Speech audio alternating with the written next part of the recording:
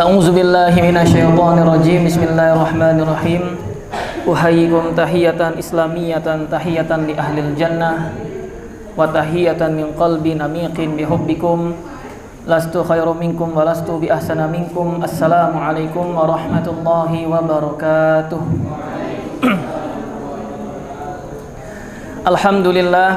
Alhamdulillahillazi wa kafa.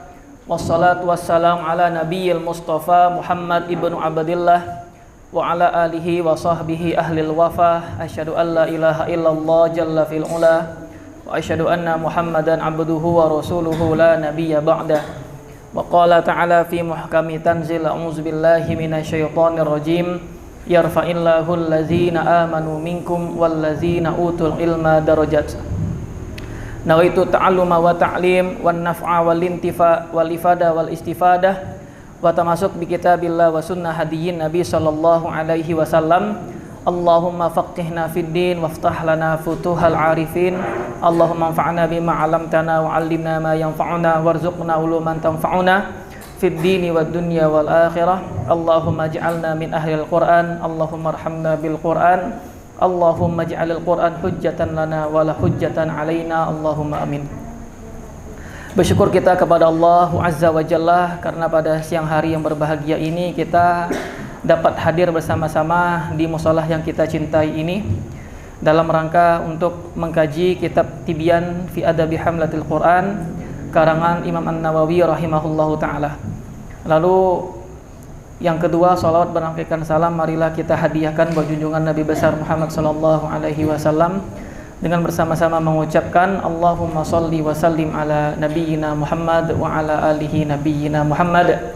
Semoga kita yang ada di majelis ini semuanya dan umumnya kaum muslimin mendapatkan syafaat dari baginda Nabi sallallahu alaihi wasallam di hari akhirat kelak. Allahumma amin. Insyaallah kita akan lanjutkan lagi mudarasah kita. Insyaallah sanwasil qira'atana al-yaum bisanadil muttasil ilal mu'alif rahimahullahu ta'ala. Kita akan lanjutkan lagi kajian kitab Tibyan fi Adabi Hamlatil Quran, adab-adab terkait Al-Quran yang insyaallah sanadnya tersambung kepada penulis Imam An-Nawawi rahimahullahu ta'ala. Wa qala al-mu'allif rahimahullahu ta'ala nafa'anallahu bi ulumihi wa ulumina fid dharaini. Allahumma amin. Faslun fi nushil muallimi li talibil qur'ani wa ikramihi. Jadi fasal ini menjelaskan kepada kita bahwasanya seyogyanya bagi seorang muallim, seorang guru itu memberikan nasihat kepada muridnya dan memuliakannya. Berbicara tentang nasihat, ya nasihat itu adalah suatu, kalau kita definisikan makna dari nasihat, kata para ulama kita mengatakan adalah iradatul khairi lil mansuhi lahu. Jadi yang namanya nasihat itu adalah kita memberikan wejangan atau perkataan yang dimana kita berikan kepada orang tersebut dalam rangka untuk memberikan kebaikan baginya. Artinya ketika kita menasihati orang itu kan tak mungkin kita mau mencelakainya, pasti kita mau memberikan hal yang baik kepadanya. Ketika kita mengatakan kepada teman kita, kamu jangan merokok, kamu jangan ngebut, jangan racing, berarti kan kita telah memberikan nasihat yang dimana kita mau memberikan kebaikan kepadanya agar tidak terjadi kenapa-napa. Ketika kita menasihati anak didik kita, memotivasinya agar semangat untuk menghafal Al-Quran, agar semangat untuk membaca Al-Quran, itu kan di dalam diri kita pasti ada kebaikan buat anak didik kita. Jadi itu kurang lebih makna dari an-nasihah, yaitu iradatul khairi, yang dimana kita menyampaikan sesuatu yang ada kebaikan di dalamnya bagi orang yang kita nasihati.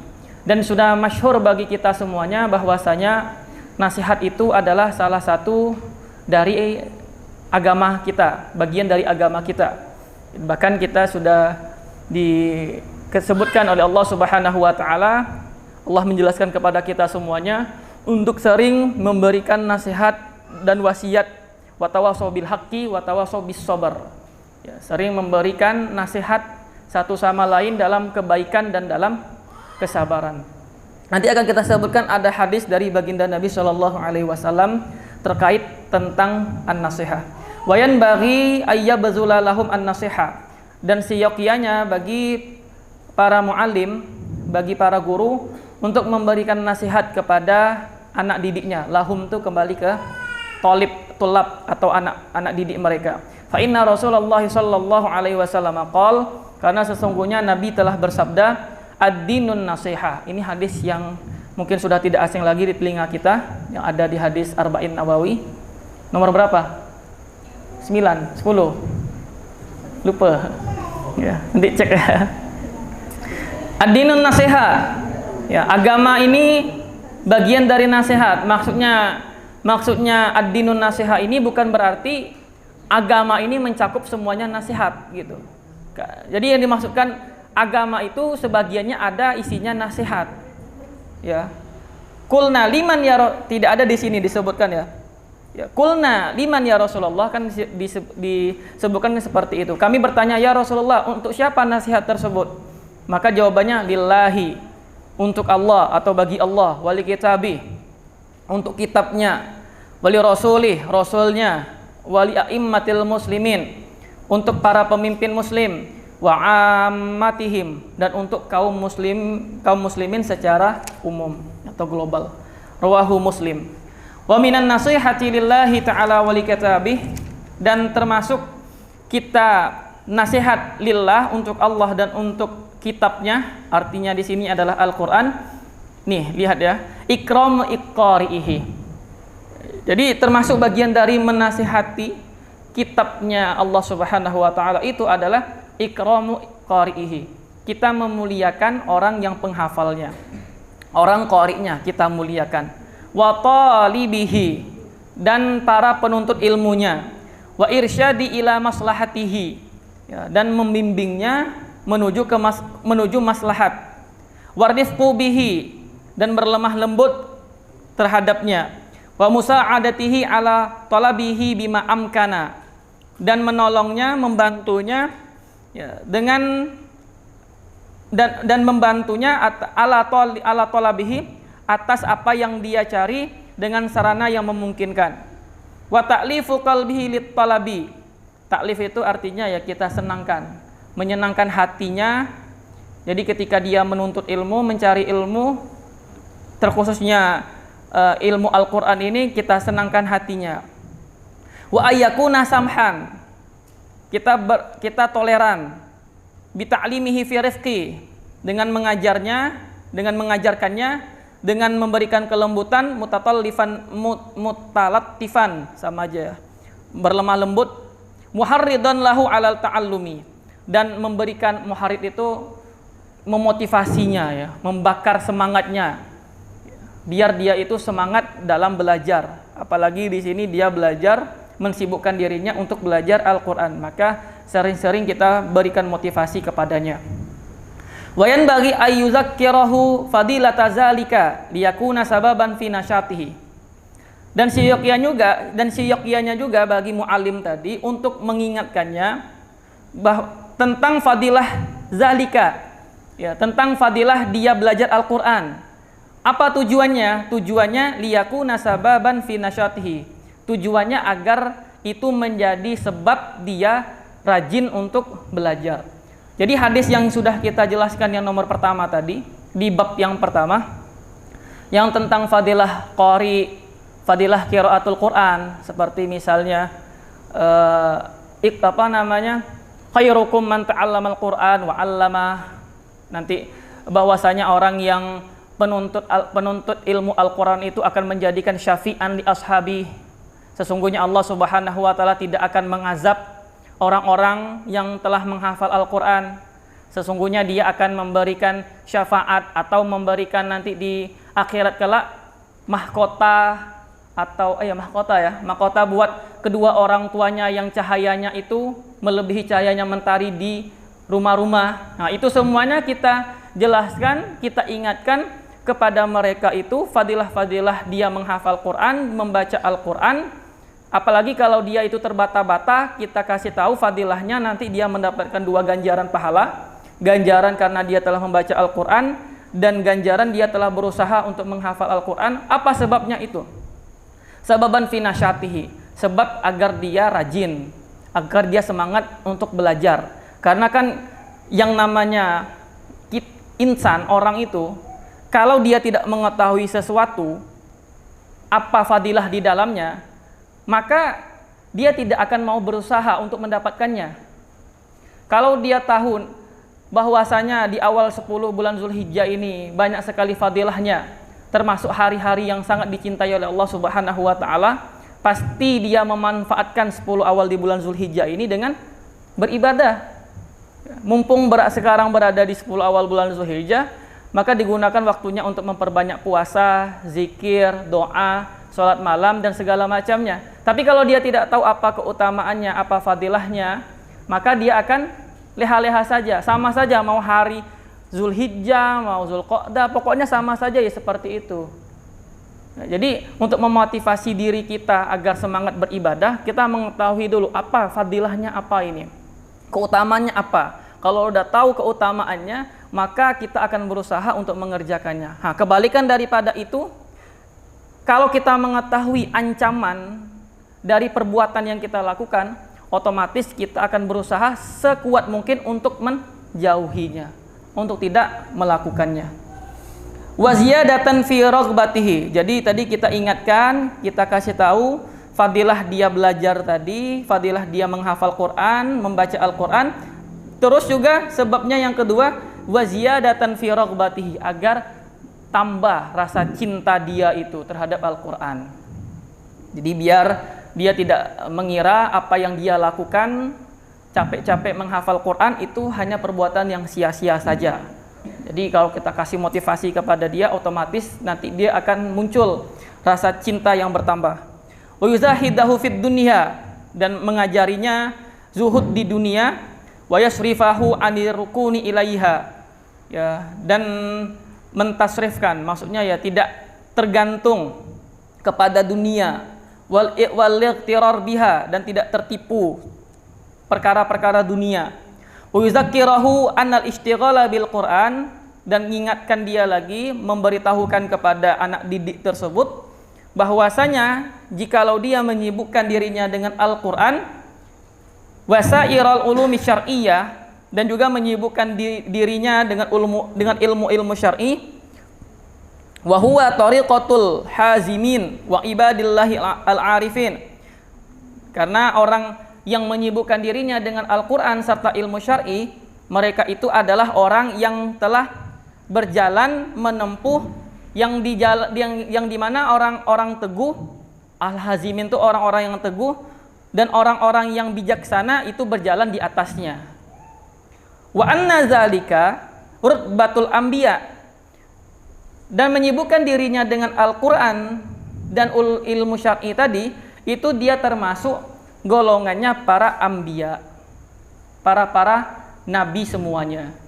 Karena para nabi, para rasul itu diutus oleh Allah Subhanahu wa taala selain untuk menyembah, untuk menyerukan dakwah tauhid kepada umatnya, sekaligus juga untuk taklim, ya, mengajarkan umat-umatnya. Oleh karena itu yang sudah pernah kita bahas di yang sebelumnya, bahwasanya nabi-nabi itu tidaklah diwarisi tidak mewarisi umatnya dinar, dirham, harta, akan tapi mewarisi ilmu, ya. Dan juga Allah Subhanahu wa taala telah berfirman, laqad mannallahu alaihim idz ba'atsa fihim rasulam minhum yatlu alaihim ayatihi wa yuzakkihim wa yuallimuhumul kitaba wal hikmah. Jadi di sini telah dijelaskan oleh Allah Subhanahu wa taala, ya, bahwasanya para rasul itu diutus kepada umatnya itu untuk membacakan kepada mereka ayat-ayat Allah, mensucikannya, serta mengajarkan kepada mereka ayat-ayat Allah, ilmu.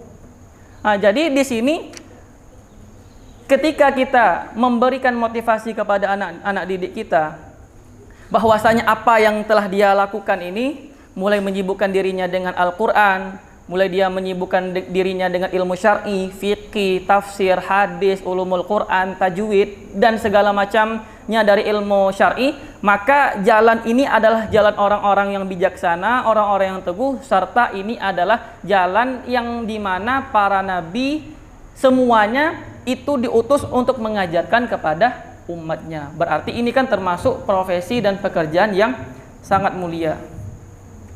Baik.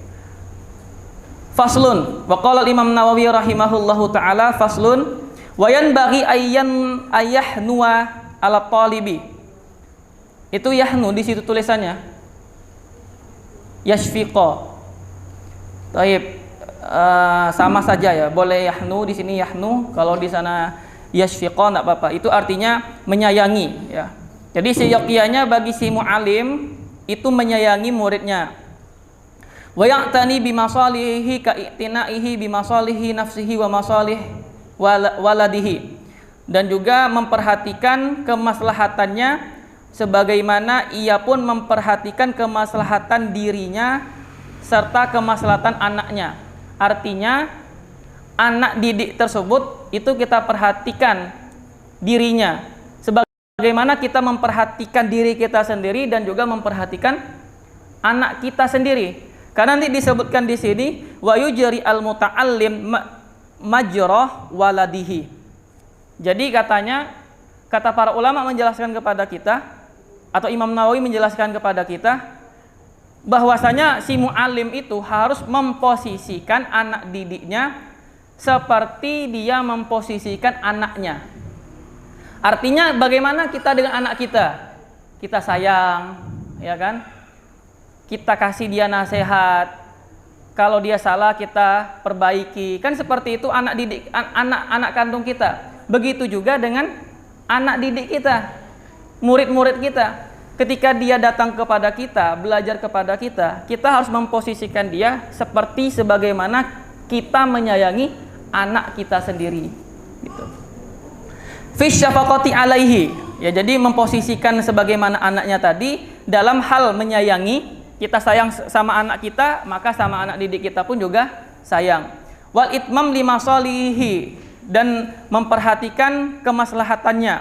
Kita anak kandung kita perhatikan kemaslahatannya, maka anak didik kita pun juga diperhatikan kemaslahatannya. Wasabru ala jafaihi wa su'i adabihi. Ya, dan si mu'alim tadi hendaknya bersabar atas kenakalannya dan buruk perangainya. Tak semua anak itu kan baik, tak semua anak itu kan baik akhlaknya. Maka di sini kalau kita mendapati ada orang yang dogel, yang kurang adabnya, yang buruk perangainya, maka kita harus bersabar. Wa ya'ziruhu fi qillati adabihi fi ba'dil ahyan. Ya'zir ya. Itu artinya ya kita maklumi. Dia nakal tadi, kurang adabnya, kita maklumi.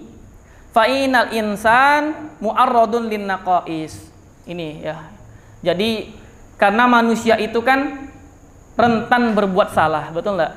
Makanya manusia itu disebutkan makanul khata' wan nisyan, ya kan? Karena yang namanya manusia itu tempatnya berbuat salah dan sering lupa. Karena sering banyak berbuat salah, rentan berbuat salah, maka banyak-banyak kita maklumi.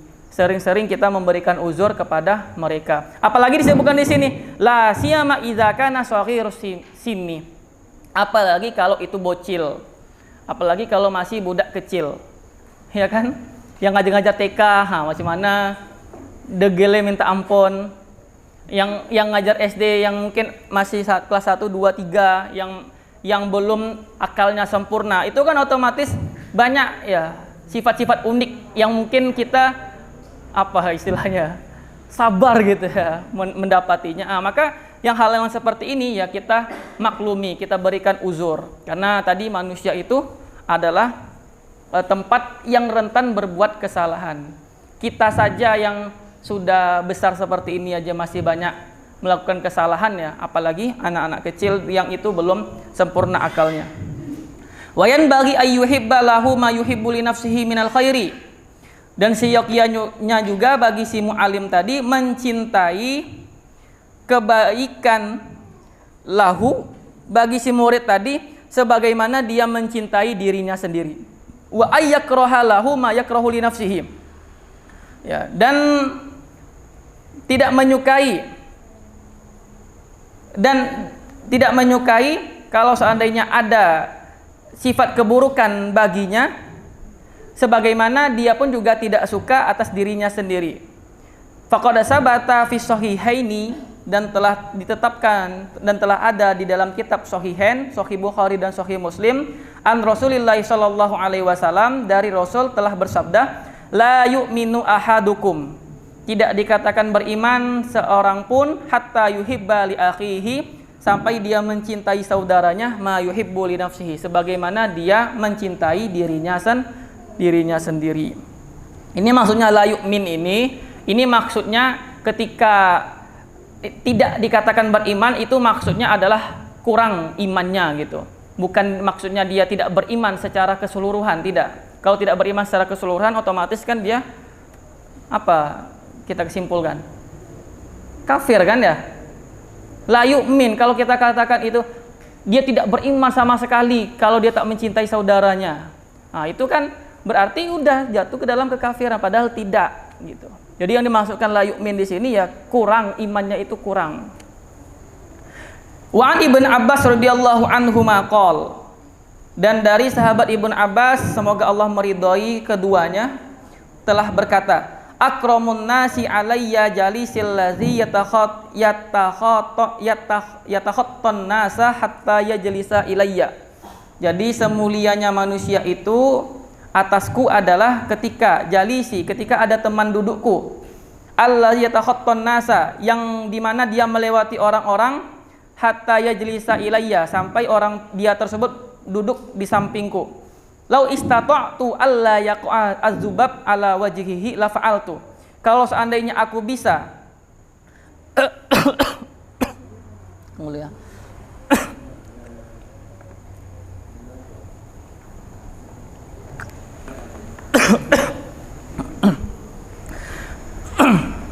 lau istata'tu, kalau seandainya aku bisa, aku mampu, alla yaq'az-zubabu, mencegah lalat ya, hinggap ke wajahnya, ala wajhihi, hinggap ke wajahnya, la fa'altu, akan kukerjakan, akan kulakukan. Wa fi riwayatin inna zubaba la yaqa'u alaihi fayu'zini, sesungguhnya jikalau lalat tersebut hinggap di atas wajahnya, maka itu dapat mengusikku. Ini maksudnya syahid ya. Syahidnya di sini kita harus memposisikan menyayangi anak didik kita tadi sebagaimana kita menyayangi diri kita, sebagaimana kita juga menyayangi orang-orang terdekat kita atau anak kita. Itu yang syahidnya di sini ya. Wayan bagi alla yata'azzam 'alal muta'allimi, dan juga seyogyanya ini masalah memberlakukan murid ya. Jadi kita harus ada adab kita kepada murid kita, yaitu tidak keras dan rendah hati. Wayan bagi alla yata'azzam 'alal muta'allimi, dan seyogyanya bagi si mu'alim tadi untuk tidak keras kepada anak didiknya. Bal yalinu lahum wa yatawaddu ma'ahum, akan tetapi ya yalin, layin itu apa layin? Lunak ya kan? Istilahnya berlemah lembut lah ya, berlemah lembut kepadanya dan bertawadhu pada mereka. Faqad jaa fit tawaddu li ahadin nasi asya katsiratun ma'rufa, dan telah ada tawadhu pada kepribadian orang yang itu sesuatu yang sangat banyak kita dapati, asya'u katsiratun ma'rufa. Fa kaifa bihaula'il ladzina hum bimanzilati auladihi, dan bagaimana mereka tadi, para murid-murid yang kita ajarkan tadi, yang dimana mereka itu kita posisikan dia sebagai anak didik kita, sebagai anak kandung kita sendiri. Otomatis di sana kan seharusnya kita lebih berlemah lembut lagi kepada mereka. Ma'amahum alaihi min istighalil bil Quran, yang dimana anak didik kita itu tadi, itu mereka menyibukkan dirinya dengan Al-Quran. Mereka belajar itu bukan hanya hal-hal yang perkara duniawi saja, tidak. Akan tetapi mereka itu belajarnya menyibukkan dirinya dengan Al-Qur'an. Otomatis di sini kita pun harus memposisikan dia itu sangat layak. Kita menyayangi mereka, menghormati mereka, memuliakan mereka. Wa ma'amalaha alaihi min haqqi suhba. Dan disertai juga mereka tadi, para anak didik kita itu memilih hak persahabatan, wa taraddudihim alaihi ilaihi, ya, dan juga mempunyai hak berkunjung kepadanya. Wa qad jaa anin nabi sallallahu alaihi wasallam annahu qala, dan telah ada hadis dari Nabi sallallahu alaihi wasallam bahwasanya beliau telah bersabda, layyinu liman tuallimuna, maka berlemah lembutlah kepada muridmu, waliman tata'allamuna minhu, dan berlemah lembutlah kepada gurumu. Jadi kepada murid kita harus berlemah lembut, dan kebalikannya, dan kepada guru pun kita juga harus berlemah lembut. Wa an Abi Ayyub, di sana ada tulisan Abi? Ada? Kalau ada coret ya. Itu salah nuskho. Jadi yang sahih an Ayyub, langsung Ayyub. Ya, biasa nuskho banyak salah itu ya, itu biasa. Jadi langsung an Ayyub, bukan di sini tidak ada Abi, itu kesalahan nuskhonya. Wa an Ayyub as-Sakhtiyani, ya, jadi dari Ayyub as-Sakhtiyani, semoga Allah merahmatinya, telah berkata, yanbaghi lil alimi ay lil alim ay yad'a at-turab ala ra'sihi tawadu'an lillahi azza wa jalla. Seyogyanya bagi seorang ulama, bagi seorang alim, itu meletakkan atau menaruh debu di atas kepalanya dalam rangka untuk tawaduk kepada Allah Subhanahu wa taala. Ini turab yang dimasukkan di sini, debu yang dimasukkan di sini itu turab maknawi ya, debu secara maknawi. Kalau hakiki gimana? Kita mau ngajar anak-anak kita taruh debu atau tanah di atas kepala kita, kan tidak mungkin seperti itu. Nanti anak-anak kita pasti tanya, apa nih Ustadz, gitu kan, gitu. Padahal tadi disebutnya udah kita jelaskan, guru harus berpenampilan rapi, menghilangkan kotoran, ya kan, tadi sebelumnya bau-bau tak sedap itu dihilangkan. Masa ditaruh debu, kan tak ada haibanya, tuh tidak ada. Ini maksudnya di sini adalah maknawi, artinya ya kita harus tahu, paham, kita sebagai guru harus mempunyai rasa tawadhu, itu maksudnya. Ada faedah sedikit. Jadi kata para ulama kita itu ada di dalam bait syair mantap sekali, mengutamakan orang yang tawadhu dan orang yang takabur.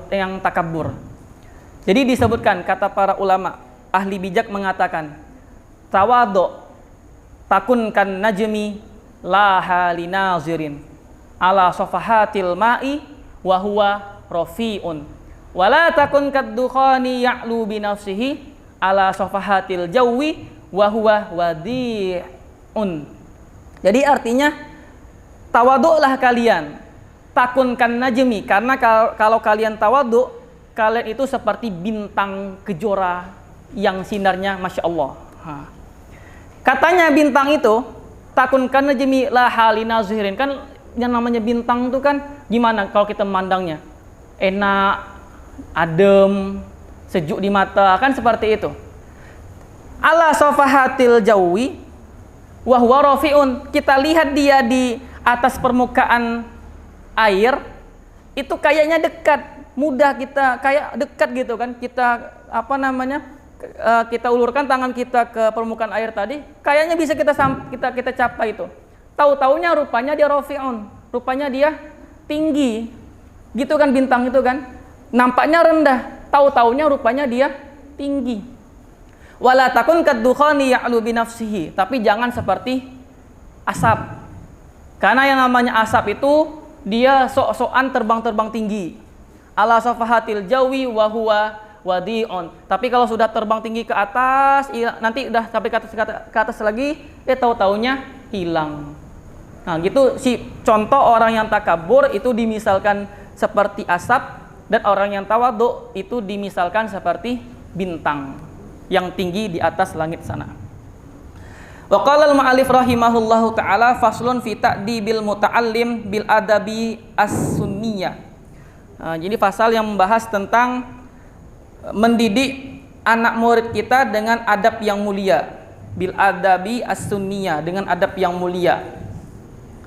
Wa yanbaghi ayyu'addiba al-muta'allima, dan seyogyanya bagi si guru mendidik anaknya, anak didiknya itu alat tadriji bil adabi as-saniyah, bukan sunniyah, as-saniyah. Ya, jadi kita ajarkan ke murid kita tersebut dengan adab-adab mulia tapi secara bertahap. Ya, secara bertahap, perlahan-lahan. Wasyaim al-mardiyah, dan perilaku yang diridhoi. Wariyadhah nafsihi bid-daqaiq al-khafiyah. Ya, dan kita ajarkan kepada anak didik kita cara melatih dirinya untuk beramal secara sembunyi. Itu sudah kita ajarkan. Bagaimana amalan yang sembunyi itu? Misalnya membaca Al-Quran di dalam kamar sendirian, sholat tahajud di dalam kamar sendirian, itu termasuk, atau berpuasa, karena puasa itu kan itu hanya dia sama Allah saja yang tahu. Dia ditanya, ada orang ditanya misalnya, kau puasa tak? Puasa. Padahal dia makan ayam misalnya kan. Padahal dia tidak berpuasa. Dia bisa mengatakan depan orang itu dia berpuasa, sementara di belakang dia tidak berpuasa.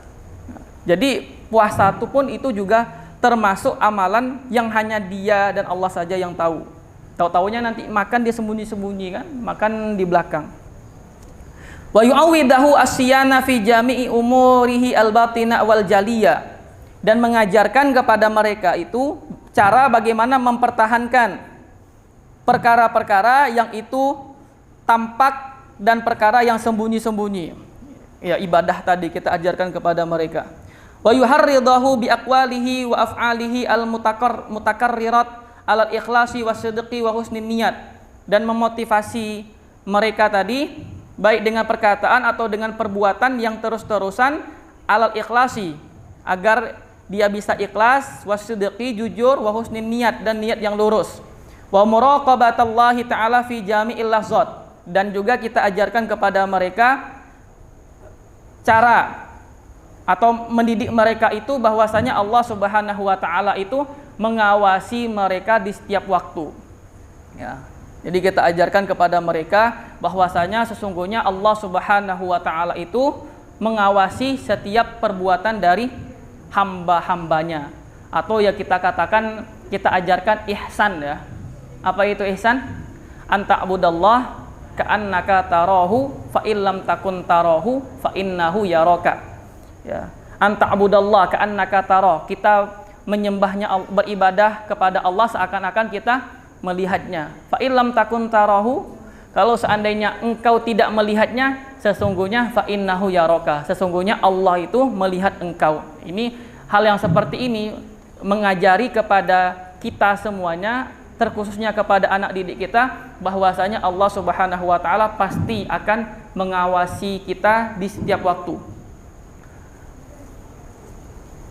Wa yu'arrifahu anna bizalika tanfatihu alaihi abwabal khairi, dan juga mengajarkan, memberitahukan kepadanya sesungguhnya akan terbuka atasnya tadi gerbang-gerbang pengetahuan. Dengan itu semua yang kita ajarkan tadi itu akan dapat membuka gerbang-gerbang pengetahuan. Wayan syarih sadruhu, dan lapang dadanya. Wa yatafajjar min qalbihi yanabi al-hukmi wal lataif, dan memancarkan dari hatinya itu mata air hikmah dan ilmu. Wa yubarik lahu fi ilmihi wa halihi, dan ilmunya wa yubarik lahu fi ilmihi, dan ilmunya dan keadaan itu diberkahi. Wa yuwafiq fi af'alihi wa aqwalihi, dan diberikan pertolongan serta taufik dalam pekerjaannya dan dalam perkataannya. Wa qala al-mu'allif rahimahullahu taala faslun fi hukmi ta'lim. Nah, sekarang kita masuk pembahasan tentang hukum mengajar. Nah, kita di sini mau mengajar, pertanyaannya apa hukumnya? Apakah fardu ain apakah fardu kifai, apakah hukumnya sunnah atau mubah atau segala macamnya. Ini akan dijelaskan oleh al-mu'allif rahimahullahu taala. Ta'limul muta'allim fardu kifayah. Adapun mengajar orang, ya, mengajar murid itu hukumnya fardu kifayah. Kalau fardu kifayah itu bagaimana? Kalau ada satu orang yang mengerjakannya atau beberapa orang yang mengerjakan, otomatis gugurlah kewajiban bagi orang yang lainnya. Itu kan fardu kifayah. Akan tetapi kalau seandainya ada atau tidak ada satupun yang melakukan hal yang demikian, otomatis semuanya itu berdosa. Satu kampung tersebut, ya, itu dihukumi fardu kifayah untuk mengajarkan Al-Quran. Kalau ada beberapa orang saja yang ada mengajarkan Al-Quran, maka jatuhlah kewajiban tersebut terhadap kampung tersebut. Tapi kalau seandainya tidak ada kampung tersebut yang mengajarkan Al-Quran, maka kena hukum dosa semuanya. Kena hukum dosa semuanya. Fa illam yakun man yasluh lahu illa wahidan ta'ayyana alaihi. Kalau seandainya tidak ada yang bisa mengajarkan, entah karena ilmunya yang kurang atau bacaan yang kurang, kecuali cuma satu orang saja, maka ya ta'ayyan alaihi, maka hukum mengajar itu menjadi fardu ain. Misalnya di kampung dagang ini ada jumlah 1.000 orang. 1.000 orang itu tak ada yang mampu mengajarkan Al-Quran kecuali cuma satu saja. Maka satu ini hukumnya menjadi fardu ain karena cuma dia saja yang dapat mengajarkan Al-Quran. Otomatis kalau seandainya dia tadi tidak mau mengajarkan Al-Quran, maka dia kena dosa. Fa in kana hunaka jama'ah yahsulu ta'lim bi ba'dihi famtana'u kullahum asimu. Maka jikalau ada sekelompok orang yahsulu ta'lim bi ba'dihim, yang dimana sebagian dari yahsulu at-ta'lim bi ba'dihim, yang dimana sebagian dari mereka itu ada yang bisa mengajar, famtana'u kullahum, akan tetapi mereka menolak untuk mengajarkan, asimu, maka mereka semuanya berdosa. Jadi kalau ada di kelompok tersebut ada beberapa orang yang bisa, kayak tadi dicontohkan tadi, ada yang bisa di tempat tersebut, tapi tidak ada atau dia diminta untuk mengajar, lalu dia tidak mau, menolaknya, maka asimu, maka berdosa. Fa in qama bihi ba'duhum, akan tapi kalau ada sebagian dari mereka yang mengajar, saqata al-haraj anil baqin, maka gugurlah kewajiban bagi yang lainnya. Wa in talaba min ahadihim wamtana'a. Nah, jadi maksudnya di sini kalau seandainya ada orang yang minta kepada mereka itu untuk mengajar, jadi ada nih jamaah nih, sekelompok orang yang dimana di kelompok tersebut sudah ada yang mengajarkan Al-Quran, sementara dia tidak mengajarkan Al-Quran. Lalu datang orang lain, anak kecil datang kepada dia, bang ajarkanlah kami, ustadz ajarkanlah kami Al-Quran, ya kan? Sementara yang orang lain itu sudah ada yang mengajarkan. Lalu disebutkan di sini wamtana'a, tapi dia nolak, abang sibuk dek, gitu kan? Ustadz lagi sibuk dek, ada kesibukan yang lain. Fa-azharo, maka pendapat yang azhar al-wajhaini. Jadi ada dua pendapat. Tapi di sini Imam Nawawi mengatakan annahu la ya'sam. Jadi pendapat yang kuat dari dua pendapat ini annahu la ya'sam. Dia tidak berdosa, lakinnahu yukrahu lahu zalika, akan tapi dia dimakruhkan atasnya. Idza lam yakun lahu uzur. Selagi dia tanpa ada alasan. Jadi kayak tadi ada jamaah di sana, anggap saja 10 orang gitu kan, 7 orangnya sudah mengajarkan Al-Quran, tinggal 3 orang. Ini 3 orang ini nganggur. Jadi nanti didatangi salah satu dari mereka didatangi oleh anak kecil minta diajarkan Al-Quran, lalu dia menolaknya tanpa ada alasan, maka di sini tak berdosa, cuman jatuh ke dalam kemakruhan. Ini kata Imam An-Nawawi